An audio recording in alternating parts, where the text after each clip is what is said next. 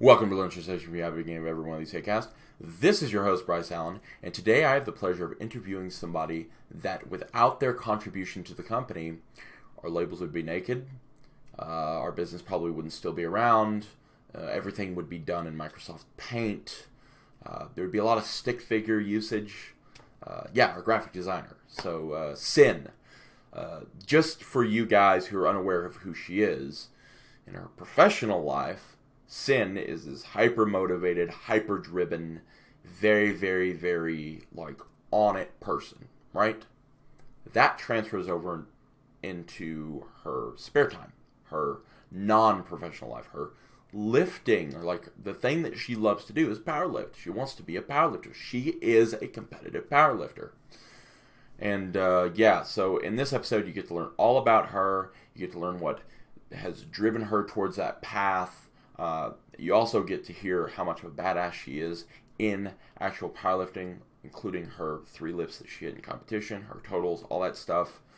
I'm sure after this intro section that you watch right here, I will shove some lifting videos of her in so that you can appreciate it just as much as I do. She's really strong.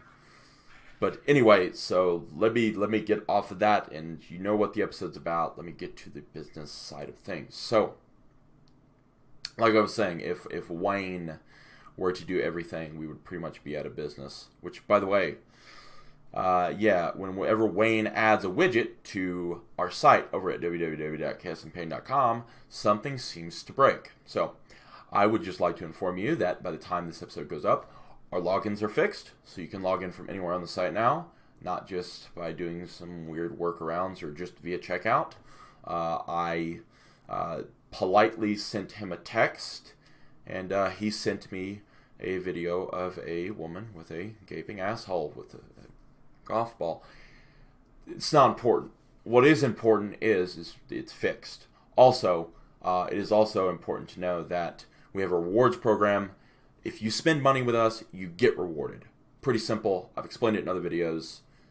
There's no reason not to buy your coffee, your pre-workout, and all that jazz if you're already buying it anyway from us directly, because you get rewards, you get free store credit, which will be applied to your purchase some way. Also, we have a new wheel that you may have seen pop up. That is actually something we're doing as a little experiment. So, this wheel will give you either a large, very large discount, like 40% off, right? Or like a free shirt, free merch, right? Which, by the way, I'm not rocking the merch today, but that's because Star Wars, I know you can't see because it's faded, but whatever, kind of a nerd. Yeah, so wheel, very big addition to the site. That's actually working now as well. And to make things even better, Wayne's getting old, right? Wayne's an old man. I can say that because he's a few years older than I am. He's old as shit. And because of that, he's gone crazy. That's right. He's given a large discount code for his birthday. Wayne32 at checkout over at www.chaosandpain.com should get you 32% off of your entire purchase. Very large discount code. But enough of that crap. Very good episode with a few twists. So if you were not sold on listening to it before, definitely a 1 you should mark down as a listen. So I'm going to go ahead and end this intro section and shoot to probably videos of Sin lifting, and then it'll go into the episode. Bye.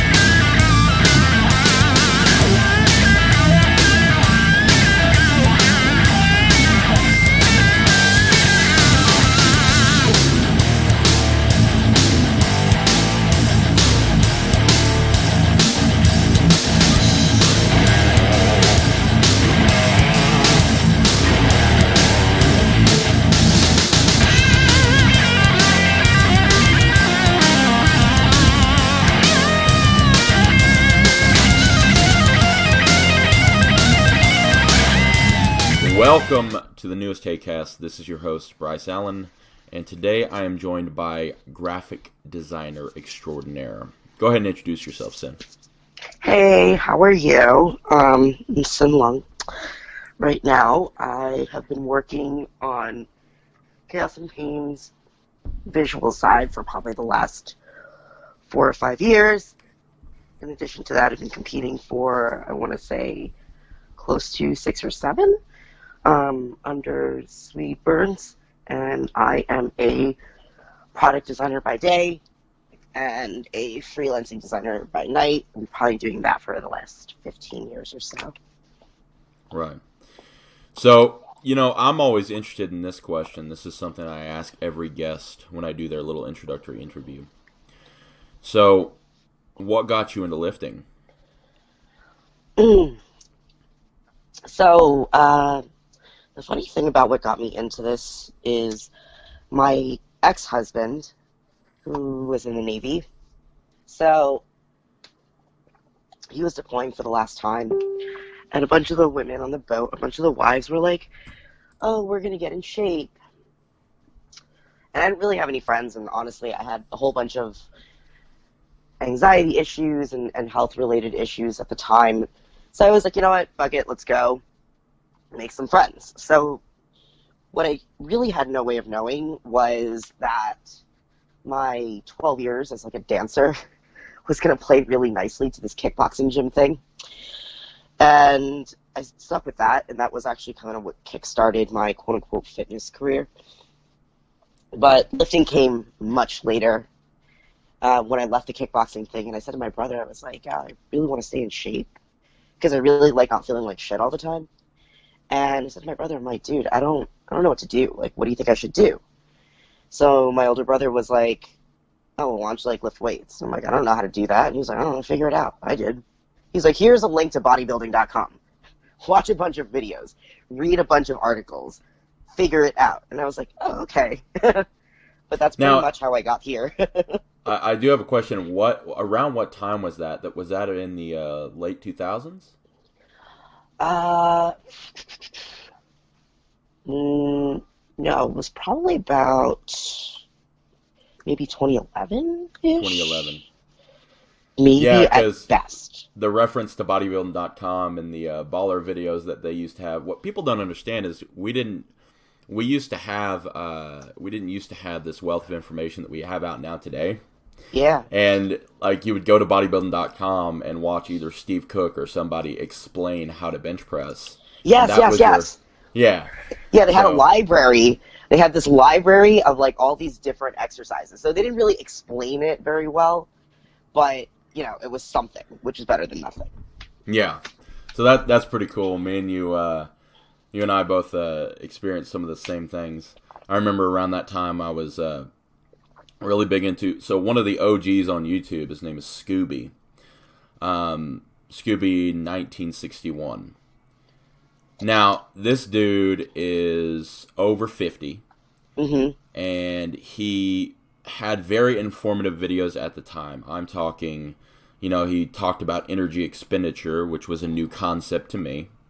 Mm-hmm. He talked about, using proper form and stuff like that. And I guess I learned things a little bit differently than the lifters of yesteryear because I had the access to the internet and all that stuff. And it wasn't just muscle mags of somebody saying I took this protein powder and I I did this many sets of bench press in order to gain muscle mass, So that's interesting. So you were a dancer.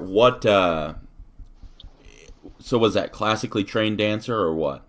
Yeah, well, I started dancing when I was like 4, and I stuck with it all the way up until I was like maybe about 16.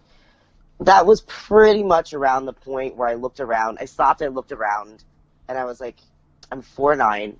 I'm a really stocky motherfucker. Like, I will never be a professional dancer. You know what I mean? Like, that's just not how it is. I was a ballerina. I'm not tall. I am not long-limbed. I don't have that look. It's just never going to be a thing.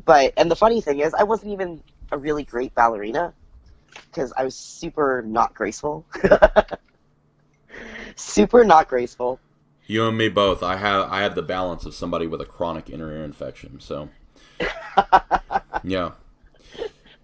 But so you went into dancing, then you went into kickboxing. How did explain? So it was like a class or like a boot camp sort of deal, or what?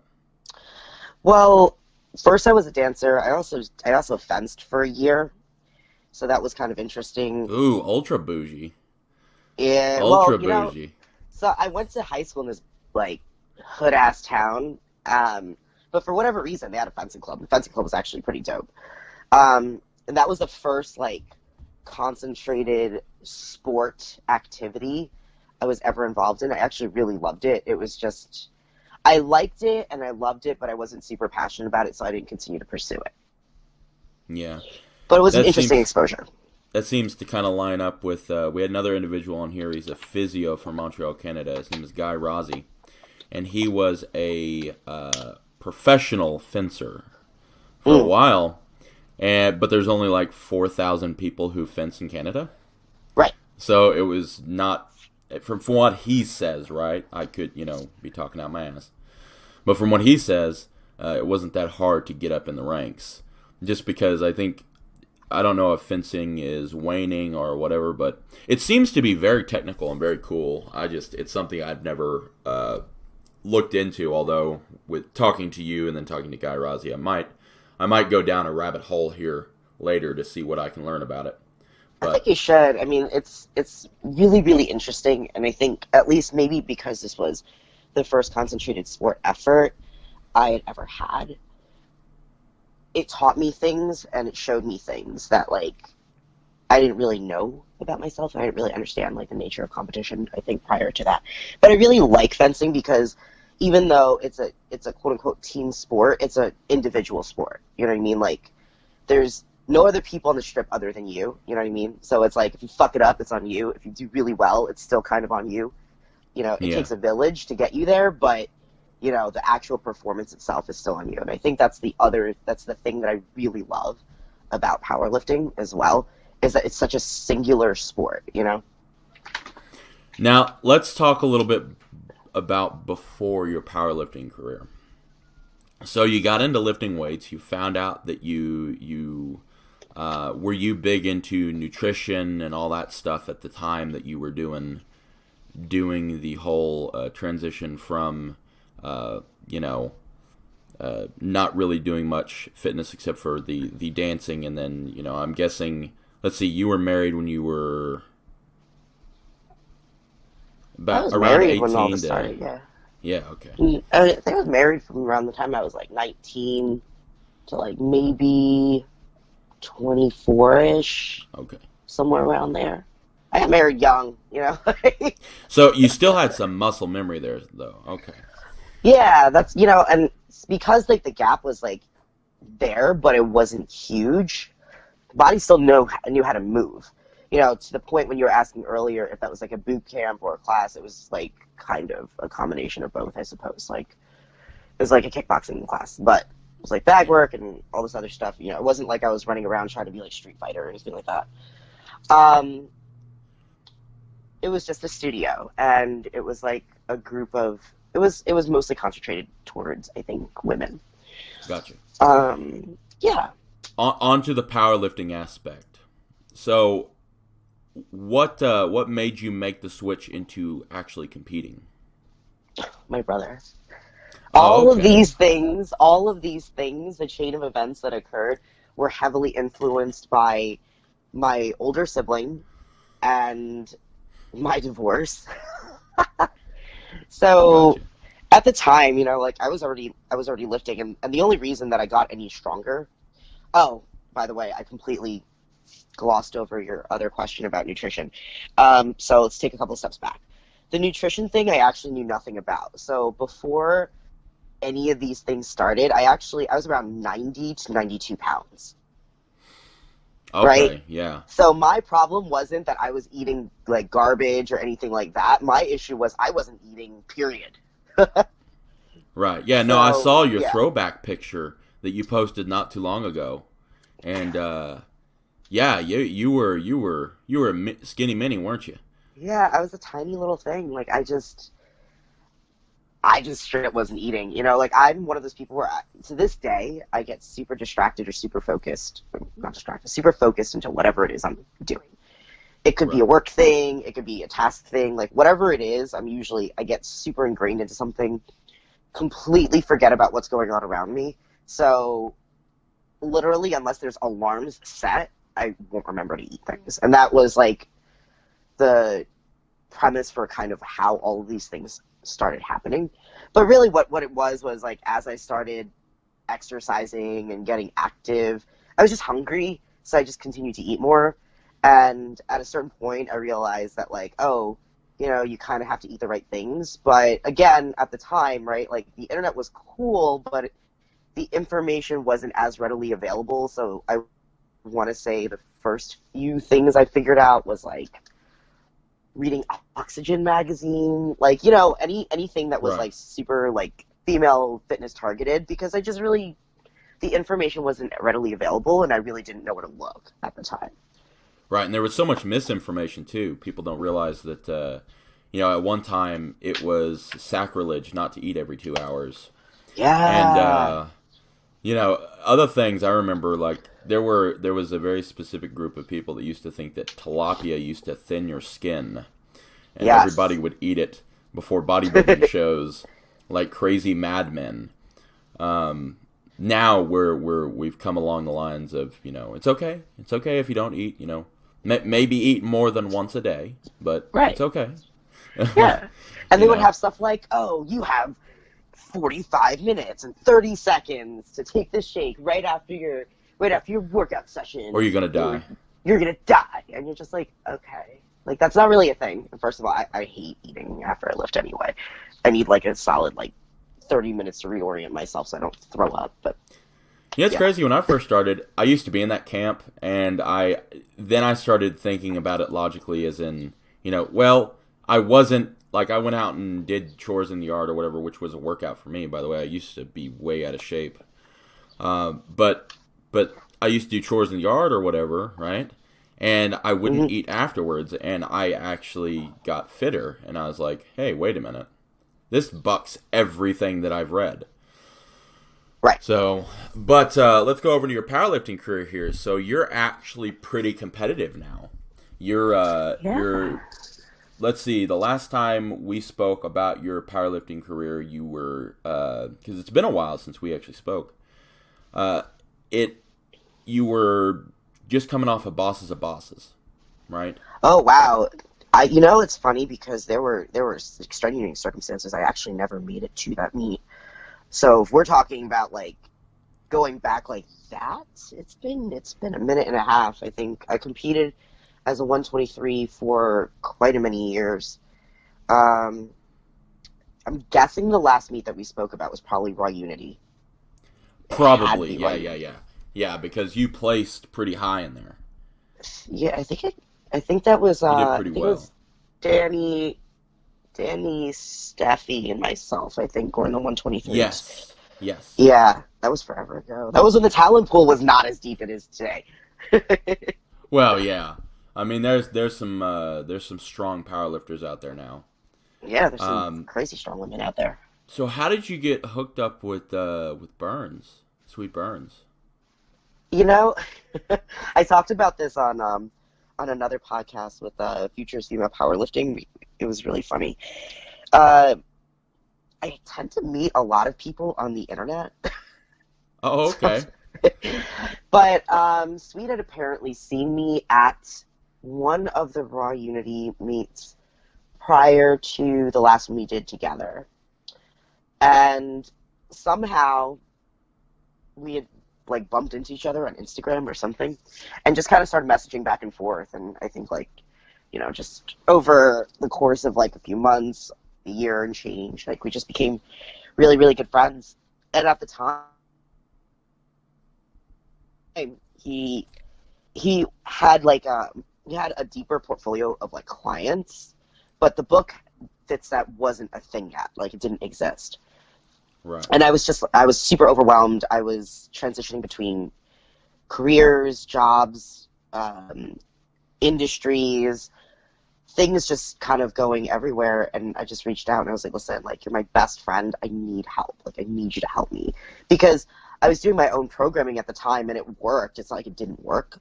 It was just a situation where the amount of time needed to maintain it was just more than what I had on hand. And on top of that, it was like, I wanted to learn how to program, and I wanted to be able to program, and I managed to accomplish that. But I'm by no means an expert.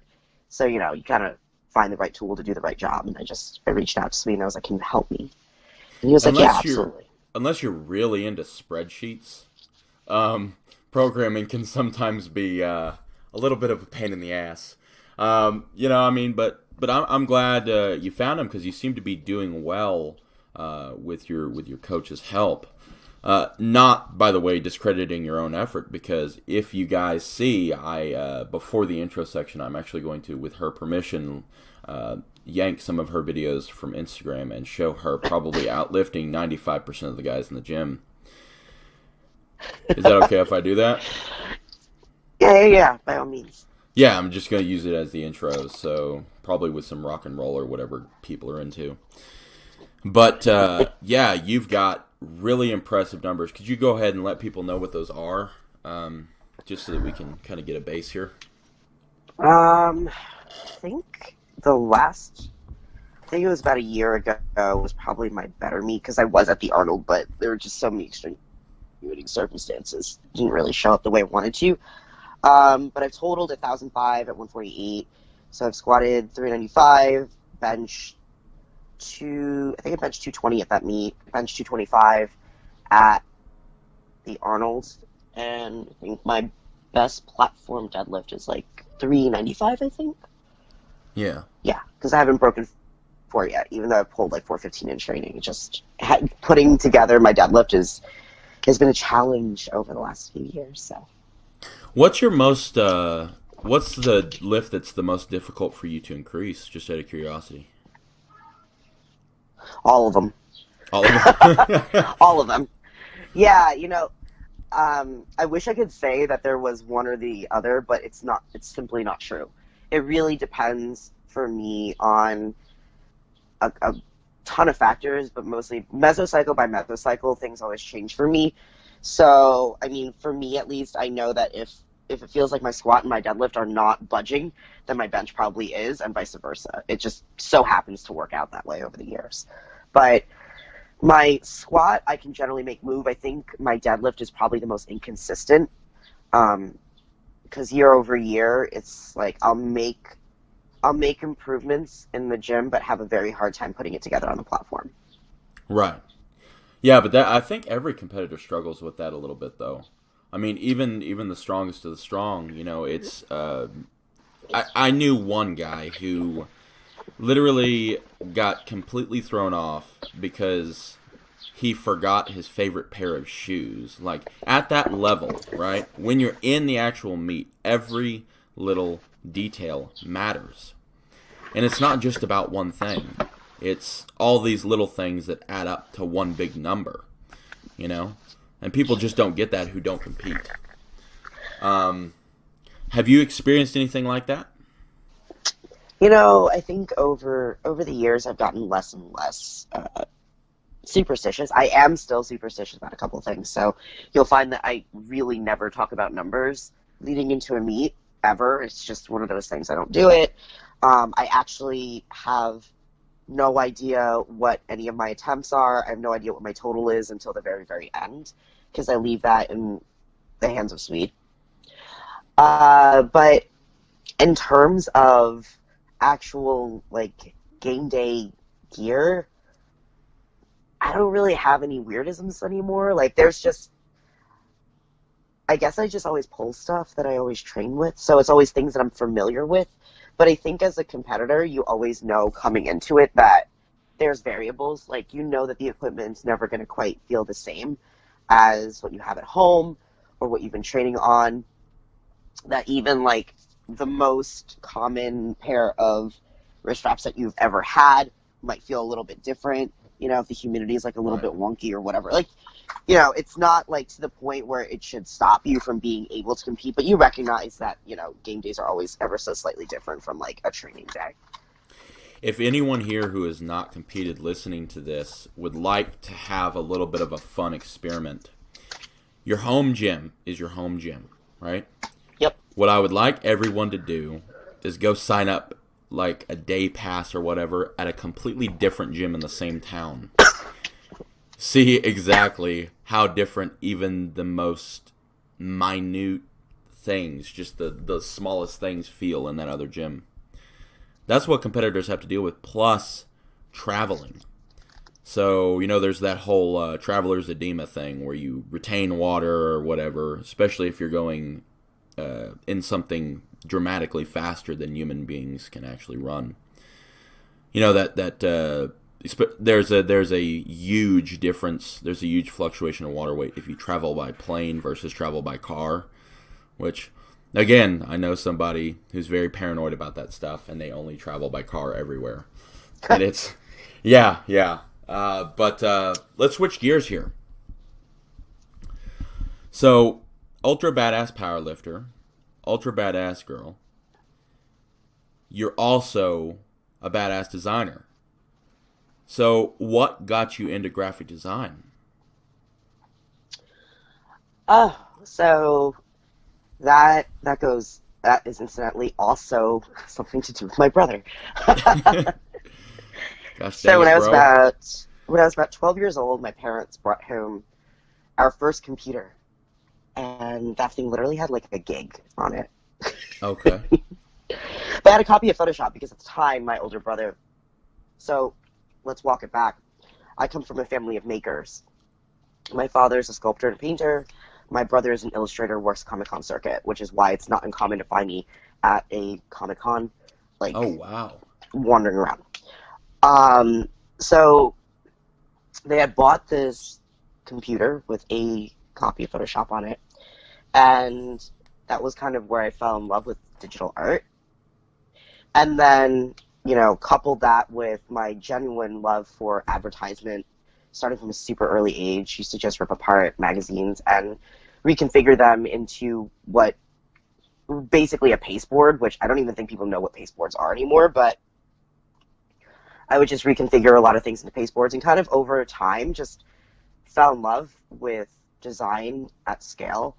I think mostly because I'm a really systematic and framework-oriented person to begin with, so, you know, the two just kind of played nicely with one another. Yeah. Well, so, what is your favorite artist? Other than yourself, of course. I feel like if I said my brother, that's a lie. Okay. So you could go all, generic and say, like, I love Salvatore Dali, or, which, by the way, I'm a big Salvatore Dali fan, but do you have any famous artists that you kind of draw influence from or look up to?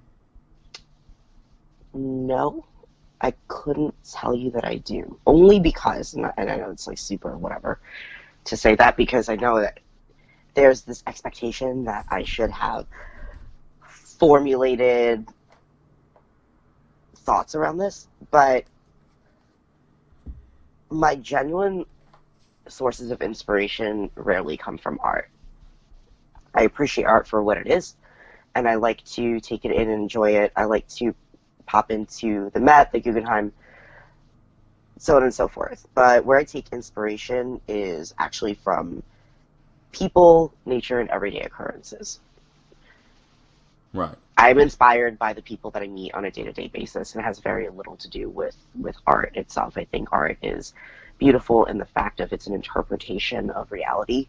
You're looking at someone's perception of reality as through their particular lens. But I like to rely on my own lens because I think that it preserves my unique point of view. I actually love that answer because, like I've said many times on this podcast before, everyone here at Cast on Pain kind of beats their own drum. Not only that, but I feel that there's so many people who want I don't know. This is going to sound kind of weird, but they want to sound deep.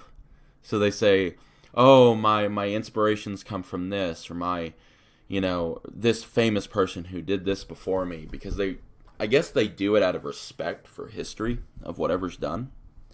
But, I absolutely love your answer because, I mean, that's the way art is born, It's inspiration from everyday life. It's not necessarily inspiration from, artists past. So, my wife's big into the art thing too. She's one of those people that she wanted to be an artist, but things just didn't quite line up. But she has an appreciation for it. But she's also the same way. She finds, like, whenever she does her drawing and stuff like that, she finds inspiration from her own little corner of the universe. But I think we'll switch gears here. So, powerlifting wise, if you had to give any valuable information to any powerlifter wanting to enter the game right now, what would that be? I think the most common thing that you'll always hear from me, and I think I've said it many, many times through various channels, is consistency, right? Like, stick to the script, as Swede likes to say, and consistency. Start somewhere, choose something, and kind of roll with it. Because what I find is, like, a lot of people have, like, super crazy lifting FOMO, and it's almost like they can't stick to a basic program because they're like, oh, what if I miss out? Or oh, this is, like, not fun. And I think that if you really want to progress in the sport, sometimes you have to realize that it really isn't about, quote unquote, having fun. You know what I mean? Like, yeah, having fun is a part of it, but what it's really about is prioritizing progression over your own personal, desires for like mental stimulus, right? People say things like, oh, I had a bad day, so I went off the program and I lifted heavy, and it's like, but how did that help you? You know what I mean? So yeah. I think that if I were to give any piece of crucial advice, it would always be to prioritize discipline over your impulses. Yeah. I'm over in the beauty pageant world, the bodybuilding, physique, whatever guys. Beauty pageant world. It is. That's all it is. I mean, like, there's no other thing in the world where you can go, hey, you know what I'm going to do for a living? I'm going to shave my body, tan, and go ahead and pose up in front of people with baby oil all over me in a Speedo. Like, that's my career path. It's like, my parents look at me like, what? So, but anyway, but you'll find that in the bodybuilding world too, because they'll say that they want, well, someone made a comment about my forearms, which this is, again, goes back to the incredibly vain sport that bodybuilding is. But, I don't know, would you classify it as a sport? I do. I think that if you're moving your body, it's a sport. But people are going to be like, no. I think that training has to have a goal. So, there's the difference between exercising and training is whether or not you have an actual goal in mind, whether or not it serves a purpose. Right. And I think that sport is sport, competition is competition. If there's a competitive element to it, it's a sport. Maybe it's not your sport, but it's still a sport. Well, that makes me feel better about my choices. So, but you'll see that in the bodybuilding world where somebody will, critique them at a show, and they'll say that, hey, your forearms looked small. So now they just hammer their forearms to the point of where they're really eating into the progress where they could be, using that time to get a bigger back or something that would actually win them the show, instead of, oh, I called my forearms a little small, so I need to, do that. And another thing is people have a real hard time if your coach calls for taking out your favorite lift or your favorite variation. People have a really hard time with letting go of that. Where you'll see these guys benching, doing flat barbell bench press for literally their entire lifting career, right? And with no variation in sight. And they wonder why they're not progressing as fast as somebody else. And that's, again, that comes from bodybuilding. I know, powerlifting is more sport-specific movements, right? But you find some of the same issues. And consistency is something I've always, tried to get. I mean, your body doesn't care if you had a bad day. Your results don't care. Nope. And, it's almost arrogant of us to think that we're different than what the actual facts say. I don't Because know. everybody wants to be the exception to the rule and not the rule. Like, nobody wants to believe that, you're not some fucking special, like, whatever. You know what I mean? People want to feel like, oh, I'm the exception to the rule. This is different because I'm here. And, quite frankly, that's not always true. But to your point, I think the other thing that we're not really talking about here that's like the big gotcha is also you have to work with people that you trust, right? Without a support system, there would be no competitors. Like 120% trust the person that you're working with. Because, like I told you earlier, I never know what my attempts are. And people think it's weird, but it's not my job. I don't care. This is literally, because it's a thing that, one, isn't my job. Yeah. I refuse to spend energy on it. The energy that I'm spending agonizing over what my attempts are could be better served elsewhere. And the only reason I'm able to make that conscious decision is because I trust Swede 120%. Like, we've been working together for, I don't even know, 3-4 years? Yeah. Trust him 120%. This is a person that has decades more experience coaching people, handling people, calling out attempts, tons of data, so on and so forth. This is his entire life. You know what I mean? This is not my entire life. This is part of my life, but it is not my entire life. I do not presume to be so arrogant as to believe that, any decision that I'm going to make is going to be so much better than somebody with that much more experience. So I think a lot of it also comes down to, you have to trust the person that you're working with to make the right calls for you. And if you don't trust that person to work on, your programming or adjust it accordingly to make the right attempts for you, to have your better interest in mind, then you're working with the wrong person. Yeah. You're contributing to your own demise right there.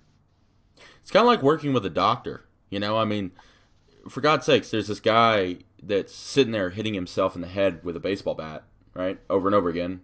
And then he goes to the doctor and says, "Doc, my head hurts." And the doctor says, "Well, okay, what have you been doing?" He's like, "Well, normal stuff, like going and getting something to eat, hitting myself in the head with a baseball bat." And he's like, "Whoa, whoa, whoa, whoa, whoa. What were you doing?" He's like, "Hitting myself in the head with a baseball bat. I thought everybody did that." Well, no, stop it. Do you listen to the doctor, or do you just fuck off and continue hitting yourself in the head with a baseball bat? Sometimes I believe that's literally the cartoon that plays out in some people's lifting careers. Because, you're your worst enemy when it comes to 100%. decision making. So I think you're your worst enemy, like, in so many ways. And, like, that's not even specific to sport. That's, like, your whole fucking life. You know what I mean? People self-sabotage themselves more than anything in the world. You could have, like, 100,000 things working against you, but if you're not working with yourself, you're completely fucked. Why do you think that is? Self-sabotage. Yeah. I think it comes down to a couple things, and this is a personal half-baked thought, but I think at least most people, when they consciously make decisions that play within self-sabotage, it could come in from the form of not thinking that you're worthy of good things, right? Like, maybe you come from a background where, a bunch of things have happened to you, and every time that you've had hope that something great was going to happen, something bad happened instead. And over time, you've conditioned yourself to believe that you don't deserve to have good things. Like, I think a lot of people lie to themselves a lot, and they say they want one thing, but then they do the exact opposite thing. And there's just this disconnect between what are the actions that you're doing on a day-to-day basis, and what are the things and the lies and the bullshit that you're telling yourself, and then what are the lies and bullshit and truths that you're telling the world, right? Those are three separate things. And when they're not in alignment, that's when you start seeing, like, really, really significant self-sabotaging behaviors kind of start to emerge. Hmm. Well, I have to agree with you there. How big do you think that? How big of a hamper? Because I like to ask this to everybody too. Um, how big do you think social media? How big of a role do you think it plays in hampering people's progression? Look, I don't. People love to blame technology for shit. The tech doesn't impact how you view yourself, in my mind, right? Like, it really comes down to what is your base and what do you believe to be true? Because if you're a person that really believes that social media depicts a clear view of a person on the other side, you have way bigger problems. You know what I mean? Like, your perception of what reality is really fucked up. You're talking about a tool that's being used to curate a public persona, right? Right.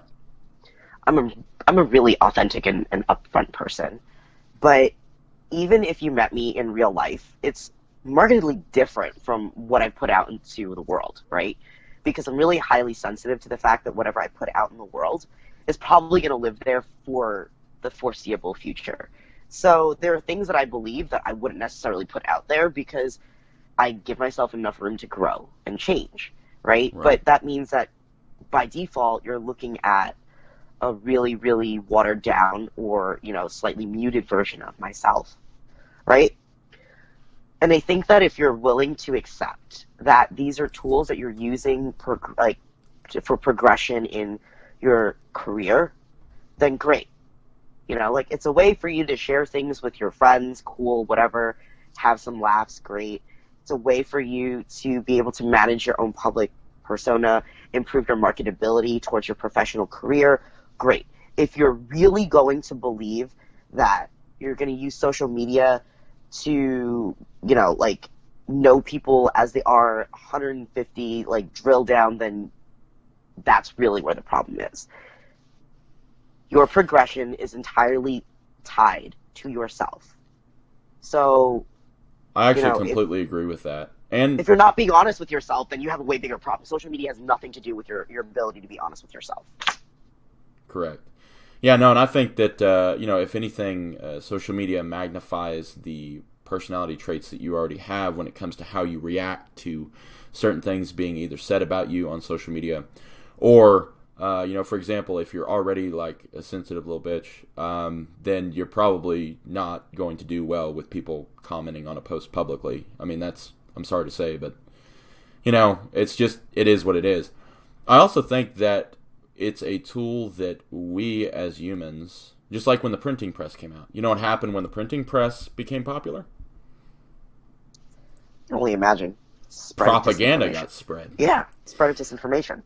And then we learned, oh, well, everything written in a book is not absolutely true. So, I mean, if you wanna get what I'm talking about, just go to like these health books out there and go to your local library and look up anything from 1990 all the way to 2000, and you'll see this apple a day diet, and then it's like this person lost 28 pounds in a day. It's like, okay, well, I mean, that shit still exists out in the world. You know what I mean? Like, people are still like, eat this apple a day. I think it is the nature of technology, right? Like, you give people the ability, the conduit to be able to spread lots of information. They're going to do that. However, in an ideal sense, we want to believe that it's like good information, but that's not true, right? Like, there's no quality control mechanism for that. Yeah. And see, I like to believe the positive in everything. So I'm like, social media is probably good at the end of the day. It lets me connect with people like you. It lets me connect with people like our fans, our customers, all that jazz. It's actually been pretty good for me. So I can't really complain about it too much. Yeah, I mean, look, I can't complain about it. I launched my first business when I was 20 off the back of like MySpace. What a badass. Every I grew that business on the back of building community. I think that we just have it's a very like meta conversation, but I think that by and large we just have a disagreement of what social media is meant for and what it became, right? Like, but you can't blame the tool. Right. You can't blame the tool, right? Like, for human interpretation and how it's ultimately used, because I think at the heart of the matter, the point of social media was really community, was to build community. Yeah, I mean that's exactly the premise behind MySpace, Friendster. If you guys remember that, I'm sorry. Oh God, I remember I'm Friendster. My age, or even like the old shitty Angel Fire or GeoCity sites. Yeah. Like, yeah, where's my Firefly fan page or my Buffy the Vampire Slayer fan page? Right. Where's it at, man? You know, and I mean, even before that, I think that one of the first things that really picked up was like group chats, like group chat rooms on fucking AOL back in the day. You know what I mean? Those were like the first kinds of communities.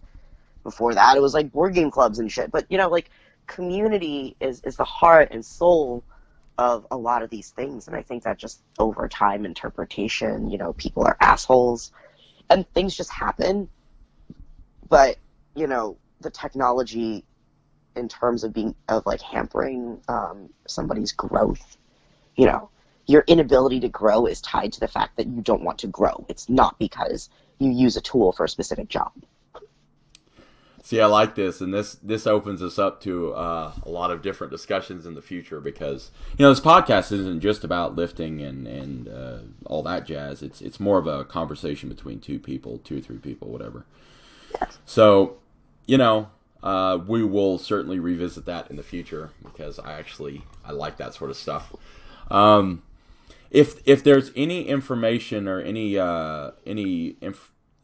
advice you can give to somebody who's starting out in graphic design, what would that be? I think it's so funny because I haven't actually done like graphic design as a day job in probably like 6 years, but I can walk it back, and I will say, by and large, as a creative professional, if you want to get into the industry, a good place to do that is really to find redesigns and real-world application for design at large, right? Like, not just, digital art or anything like that, because graphic design is highly misunderstood as being an art form and not as a design profession, and there is a very distinct difference. You want to go and work on real-world projects on a small scale and be able to work on your writing to be able to effectively communicate why you made the decisions that you made. And I would say that there's no way to really, quote-unquote, learn graphic design, other than actually doing it. And, something that you guys can do if you guys are interested in graphic design is, charities all the time are looking for charity.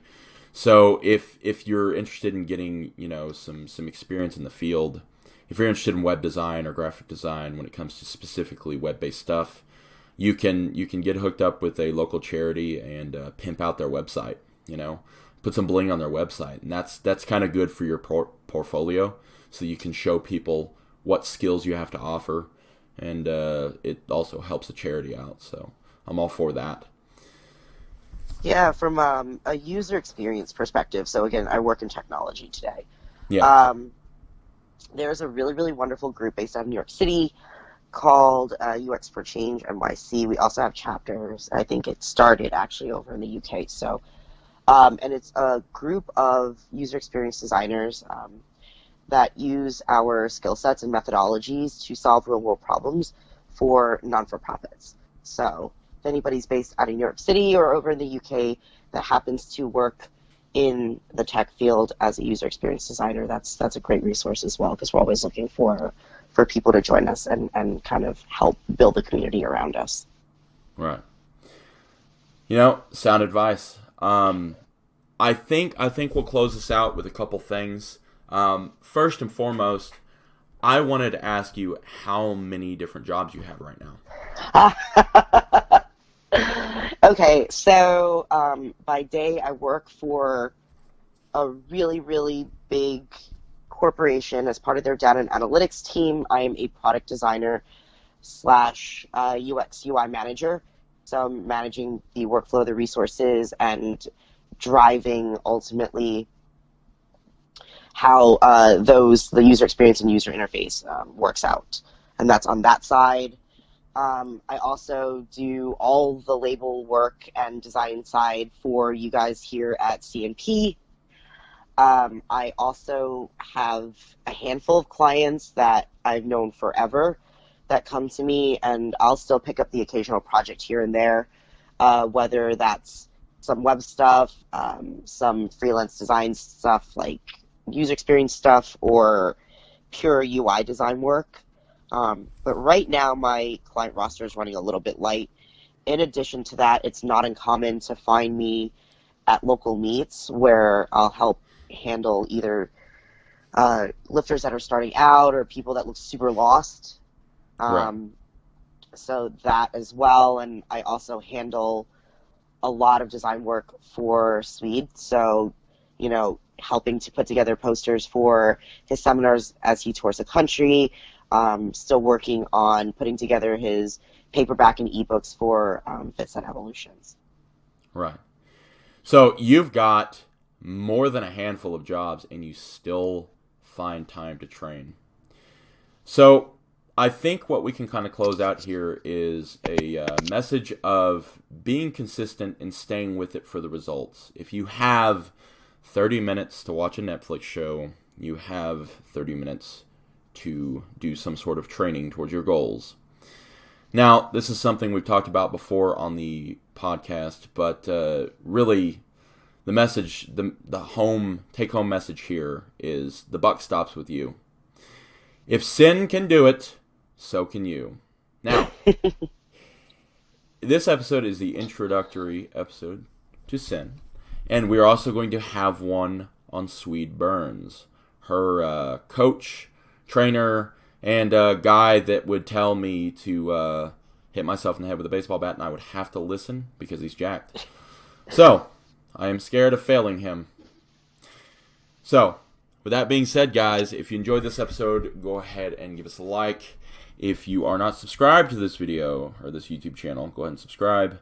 If by the time this goes up, we are on other platforms like iTunes, SoundCloud, Stitcher, Podbean, all the ones that we plan on doing, but Wayne will not get off his butt and do. Please toss us a follow on there, and we will see you in another video.